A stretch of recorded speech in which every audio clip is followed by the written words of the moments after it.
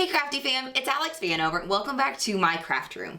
In this video, I'm going to show you how to make this super cute cake topper using cardstock and your Cricut. Now, I'm showing you like a bride-to-be bridal shower design for this cake topper, but you do not have to be celebrating a bridal shower in order to use this cake topper. You can apply this concept to anything that you're celebrating. So, let's get started. So the first thing we're going to do is add a shape into our project. So I'm going to go over to the upload button and click upload image. And I'm going to show you guys these beautiful laurels that I found. I'm going to show them to you in PNG format, and then we're actually going to upload the SVG so that it's a little bit easier for Design Space to work with. So let me show you this really beautiful little bundle that I bought a while ago that is perfect for cake toppers. So I named it the Laurel Mega Bundle. So we'll go into the PNGs just because they're able to be viewed on my computer.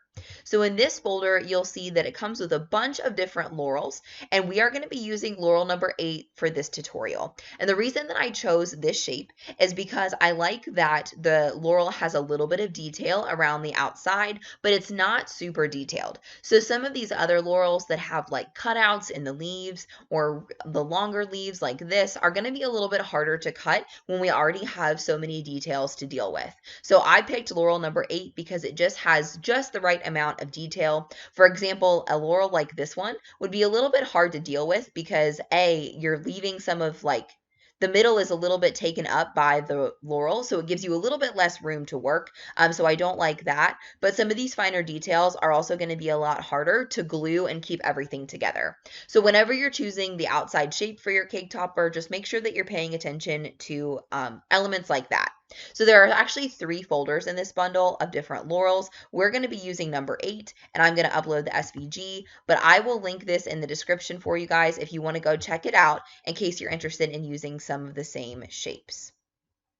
So we'll select wreath number 8 and click open, and then we'll click save. So I'm going to select it and then bring it into my project. And the first thing that I'm going to do is resize it. So I'm going to be using an 8-inch cake, which means that I'm going to change the width to about 6 inches. Now make sure that you're paying attention to the size of your cake topper, but it's going to depend on the cake that you're using it in. So the first thing I'm going to do while I have my image selected is go over to this right-hand panel and select duplicate. And I'm going to offset these wreaths a little bit, and I'm going to use them both on my cake topper because I just like the look that a little bit of extra volume provides with the cake topper. And the other reason for that is because I'm going to be putting candy sticks down the left and the right side in order to be able to stick my cake topper into my cake. And by offsetting the sides a little bit like this, I'm giving myself some extra room to camouflage my candy sticks and some extra surface area to glue my candy sticks to. So I like the way that that looks. The top and the bottom are going to intersect a little bit, which is totally fine, but I also like the volume that this adds to my design as well. So the next thing I'm going to do is click and drag around both wreaths, and I'm going to click attach. At the end of this tutorial, we're going to weld everything together, but I'm going to encourage you guys to attach everything all the way throughout the process in case at the last minute you decide you want to go back and make any changes. It's a lot simpler to undo and attach than it is to undo a weld. So that's why I'm going to encourage you guys to do it throughout this whole tutorial. So the next step is to enter your text and select your font. So the font that I'm going to be using is called Welcome Script, and it looks like this. The reason I like Welcome Script for this project is because it's a script font. First of all, you have to choose a script font in order to make a cake topper because the text has to be able to overlap. So you can use a regular font, I guess, but honestly, it'd be kind of funny looking. So you pretty much have to select a script font. But the second thing that's important about choosing your font is that it has to be a little bit on the thicker side. So I've already got Welcome Script selected, but if you start looking around at some of your thinner fonts, like say this one, this is way, way too thin to be cut for a cake topper, and it's going to make your life really, really difficult. So make sure that you're selecting something that's a little bit on the thicker side when choosing your font. And I am doing this for a bridal shower, but you can make this cake topper for any occasion. The same principle applies to every single kind of celebration you could ever think of, so feel free to reuse this method for other things besides bridal showers. So the next thing you want to do is you want to get your text to overlap before putting it in the circle. So if I'm going to start with the bride and I'm going to make it a little bit bigger. I'll move everything over so you guys can see. And the first thing that I'm going to do is go up to letter space and make that 0. So that's just going to help me bring everything really close. But as you can see, things are not quite touching. So I'm going to ungroup and manually move everything together. So I want to kind of try to find the sweet spot between just overlapping my letters, but also making sure that they still look readable and normal. You don't want to overlap them too much and make mistakes like that, where you've got letters in the middle of your other letters. You want to overlap them just enough, if that makes sense. So I think that's off to a good start. And don't forget that when we get to welding, you are going to have to do things like weld the dots of your eyes to the tops of your letters, because this is going to all be cut out and independent. So if you have any centers of your letters that you want to stick around, make sure to weld that I, or the top of a lowercase j, or anything like that. So once we're ready, let's go ahead and select all of the bride text, and then we're going to click attach before we move it into our circle. And I also really like that these edges like this, and especially the little glyph coming off of this B, is going to make it really, really easy to attach. So we're going to attach it over here on the left side to our wreath, and then we're going to start to stretch it out so that it can come to the other side. And I may end up having to still resize it a little bit, but this is going to make it a lot easier to get everything all together. So in addition to the text all being able to overlap for cake toppers, you also need to make sure that your text overlaps this outer shape, because that's going to be the key to keeping it structurally sound. So as you can see, the B in bride is attached over here on the left, the D is attached up here at the top, and the E is overlapped on the right side as well. And that's just going to make it easier on me in the long run, because I'm going to be able to make my cake topper as strong as I can, because we are going to be making this out of cardstock. So we just want to keep that in mind as we're designing our project. So I will attach the word to and bring that over as well. And then I'm going to make B a lot bigger and do the same thing.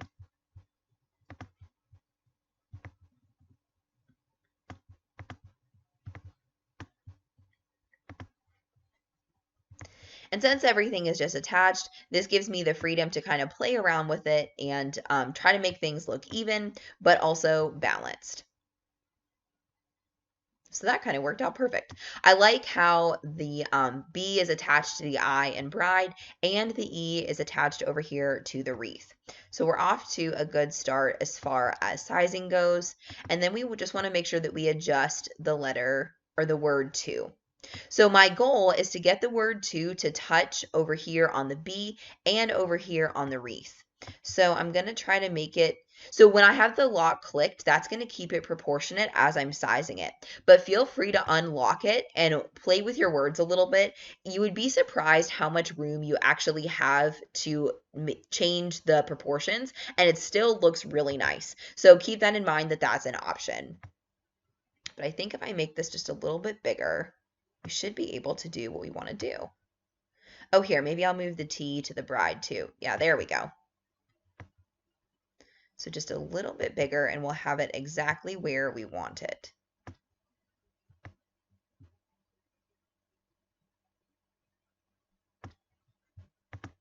So now, as you can see, we've got the T in 2 touching the B, the side, the other B, and the bottom. So that's going to make it super secure. But even though that's touching really well, I think I'm going to make it a little bit smaller, just because I want more emphasis on bride and B than on the word to. So I'm going to go ahead and make it a little bit smaller. And I'm just going to go ahead and attach it over here on the sides instead of worrying about attaching it to the B.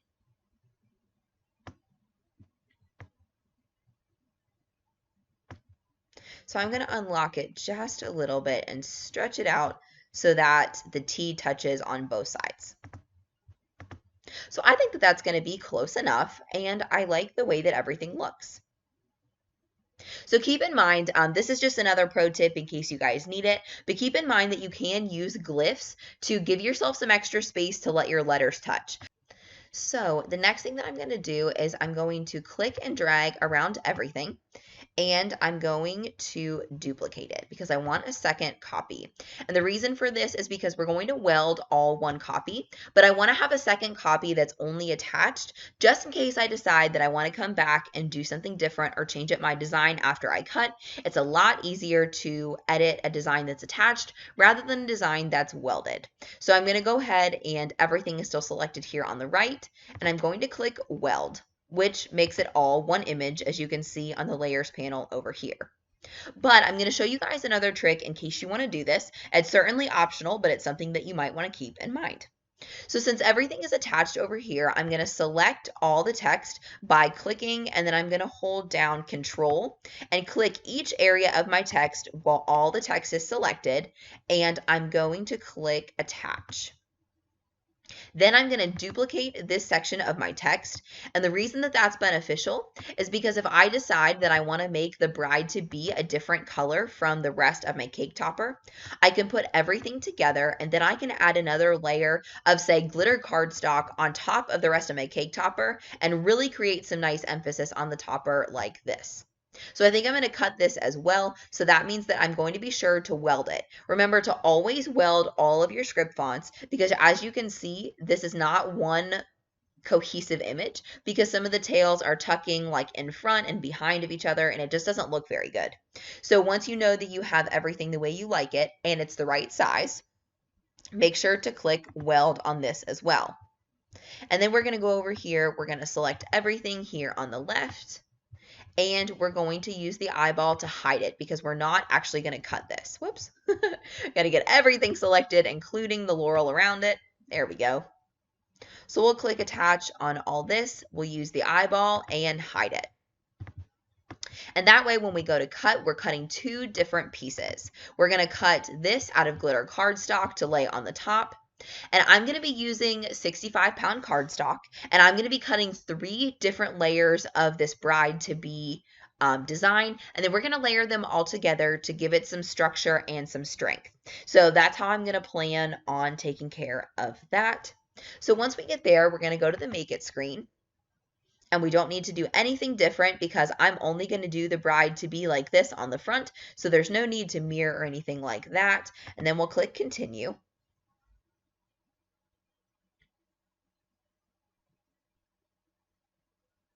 And then even though my machine is still connecting, basically all you need to remember is just to change out your cut settings for each material that you're using. So I'm going to be using 65-pound cardstock for the main design, which means I'm just going to use the light cardstock setting on my machine. And then I'm going to use the glitter cardstock setting for the bride-to-be section because that's going to be cut out of glitter. So I'm going to go ahead and cut this out, and then I'll show you guys how to assemble your cake topper. So when your last layer of cardstock is finished cutting, I'm going to show you how to remove it from the mat to minimize damage and curling. So first you're going to unload it from your Cricut, and then you're actually going to flip it over, and you're going to use your Cricut spatula to help work the paper slowly off of the mat. So it looks a little bit like this. You want to flip it so that the paper side is down, and you're just going to begin peeling it back like this. Now you don't want to take it back completely at 180 degrees because you run a chance of ripping your mat, especially if it's on the older side, but you just kind of want to gently slope it backwards. And when you see the ring start to pop up, you're just going to take the flat side of your spatula and kind of wedge underneath it and pull it off slowly. Not only does this prevent curling, but it also prevents ripping any of the delicate pieces of your cake topper.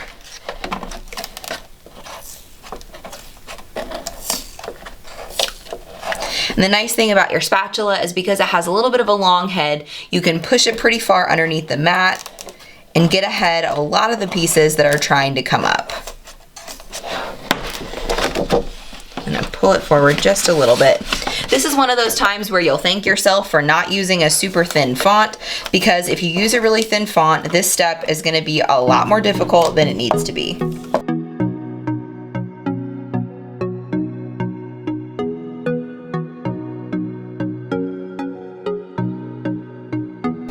And you'll notice that I used a medium grit mat. I really like the off-brand Nakapa mats rather than the Cricut mats. They're not quite as sticky as the Cricut mats, but the medium mat works great because it just has the right amount of grip. Now granted, my mat has been used somewhat, so it's not brand new, but that makes it really perfect for cardstock because it holds it in place nicely, especially the glitter cardstock that we're going to use next, but it also lets it go without curling it too much. So then to get the paper off the mat, I'm going to use my little red scraper from 651vinyl.com and just get rid of the small pieces. And the last step that I have to do is I still have to cut the bride-to-be letters out of the glitter cardstock. So that's what we'll do next. So you want to get as many pieces off as you can because that's going to leave more surface clean and open for the next piece of paper. And then we're just going to put our paper down in the top left corner of the mat like we always do. And then we want to be sure to change our settings to glitter cardstock. Now I know that the glitter cardstock setting works for this brand on this mat because I've done it many times before, but remember to include a test cut in your plans if you've never cut glitter cardstock before. And cut it out.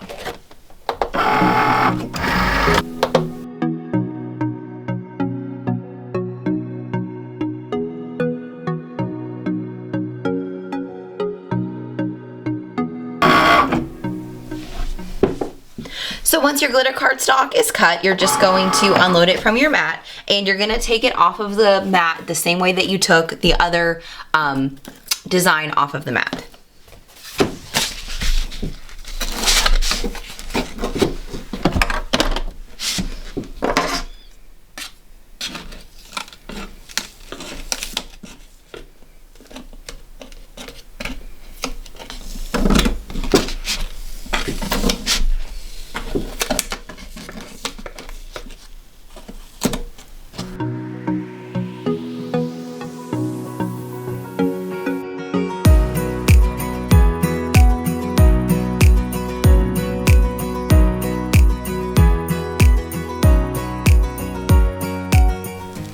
So now that everything's all cut out, let me show you how to assemble your cake topper.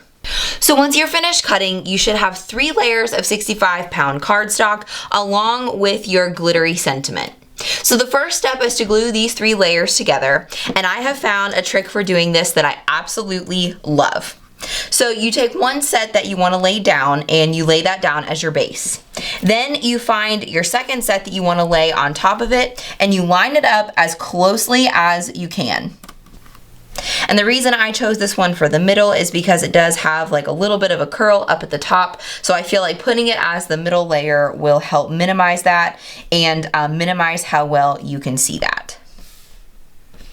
So I'm just making sure that all of the letters are lined up as well as the laurels around the outside. Then you're going to use washi tape, and I wouldn't use anything stronger than washi tape, to rip off some pieces, and we're actually going to create a hinge by putting some tape over these 2 sides like this. And that way we can evenly glue everything on all the sides without worrying about laying it down and making the cake topper uneven. So let me show you what I mean.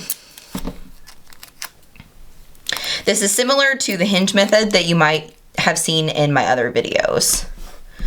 But I really, really like this way for getting things lined up and keeping them as lined up as possible. So you'll notice that I tried to line it up as straight across as I could. That way, as I bend the layer back to add my glue, I'm gonna try to bend evenly on each side. And I'm still gonna try not to bend it too dramatically because I don't wanna hurt the paper. But this way I can make sure that as I lay the layer back down with the glue on it, everything is gonna match up perfectly. Then I'm going to use Eileen's tacky glue, and I'm basically just going to go through and I'm going to put it on all of the thicker layers that I don't believe that glue is going to go over the sides. I'm not going to worry about tracing every single spot on the Laurel. I just want to try to get it as well stuck down as I can without showing any glue through the other side. So that means that I'm gonna bend it back, and it may be a little bit hard for you guys to see because I'm not gonna bend it all the way back, but I'm gonna put it in all the areas like this, like especially in the letters because they're thicker. And in any of these areas where the laurels intersect, it makes it easier to add glue because these areas are thicker. So areas like this. Make a really good spot, and I'm just using it really sparingly.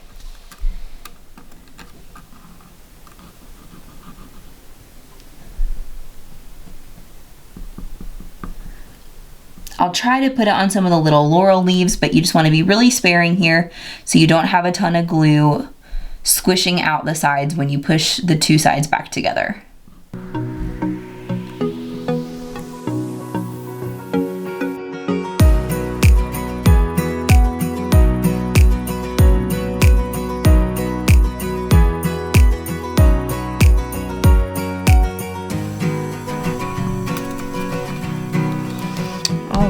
Our washi tape escaped us a little bit. We'll stick it back down right there, and then we'll be able to just push everything back down together. And then we'll begin working on the bottom side, doing the same thing. So I'm just gonna lift up this little area right here and start gluing.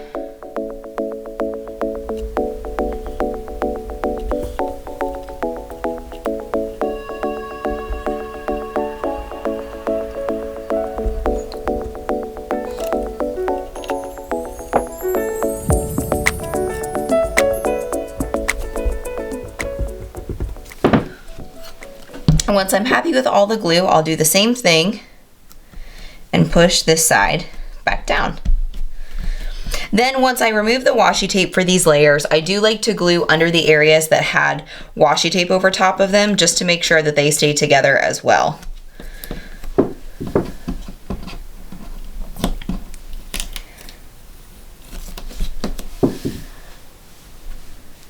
And that area is a little bit too thin to glue, but I can add a little bit of glue on the leaves on this side.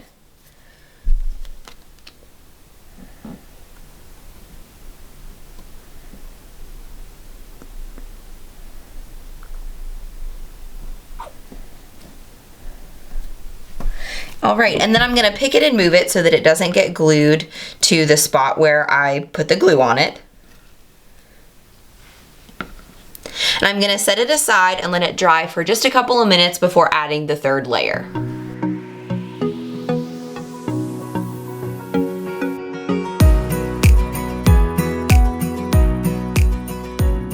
If you got too much glue in one spot like I did, just try to take the tip of your glue and spread it around a little bit more in those thicker parts. Because remember, we're gonna have a layer of glitter cardstock over top of all of this, so you're not gonna be able to see every single little flaw.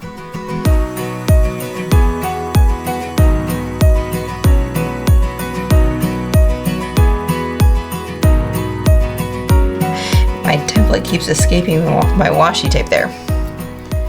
There we go. We'll push that top layer down.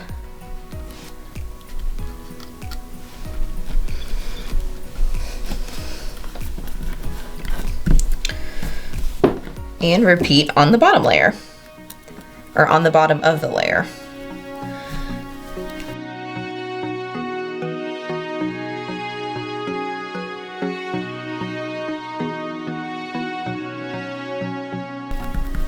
And I ended up using a little bit more glue in that layer. So what I'm going to do is I'm going to move this from the spot that I glued it, just to make sure it doesn't get glued to my mat again. And then I'm going to let it dry for a few minutes with a notebook over top of it, or something a little bit heavy to keep it flat and allow the layers to dry.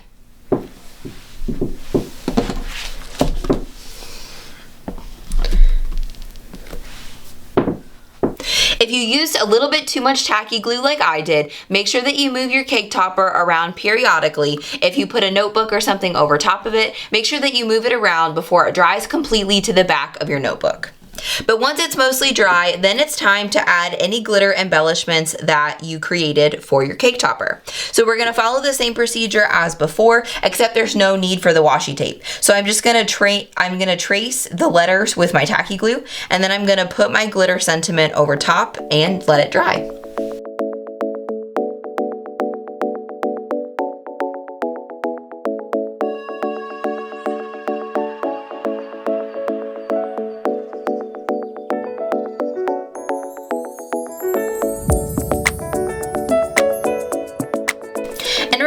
not to be too hard on yourself if things aren't absolutely perfect. The glitter cardstock will cover up a lot of imperfections about the cake topper.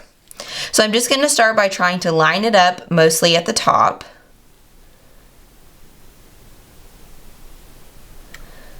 And when I feel like it's in line, I'm going to press it down on everything else. But since the glue is still wet, you do have a little bit of room to move it around in case you need to get it perfectly centered. Then you need to give your cake topper a little bit more time to dry before you flip it over and add the cake sticks so that it can stand up on your cake.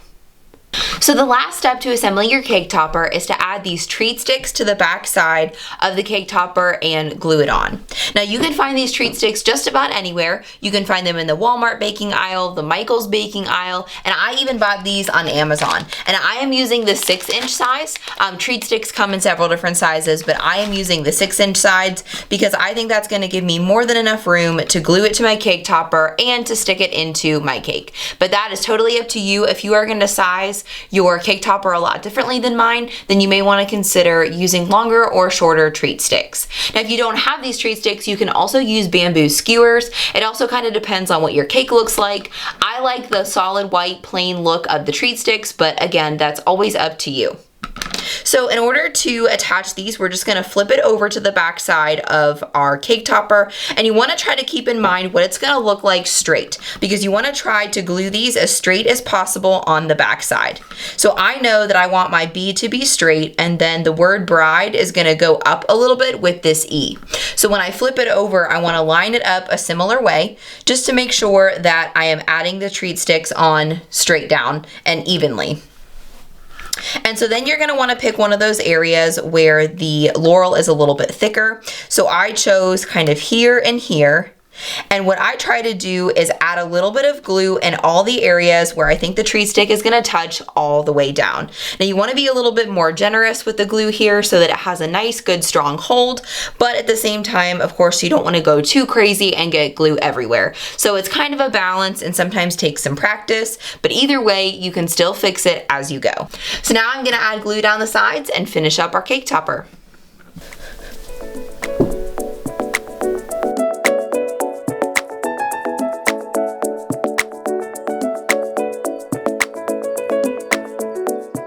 And then after I have one stick on, I'm just going to try to copy and go and glue my other stick about in the same place on the other side.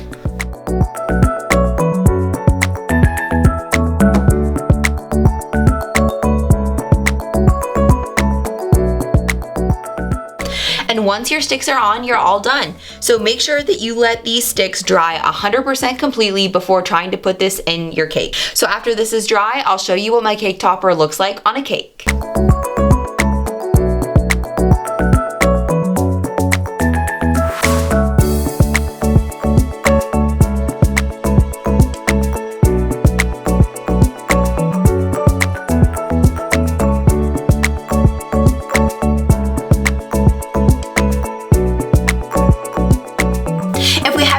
Connected on all the social media platforms that you're on, I would love to get to know you. So make sure to check the description of this video for the links to all the social media platforms where you can find me. And you can find me on most platforms anyway at DIY Alex Vanover, including Facebook, Instagram, Pinterest, and TikTok. So make sure to check me out there. And if you use this tutorial to make a cake topper, I would love for you to tag me in your post so that I can see your work and come comment on it. So don't forget to tag me in those as well.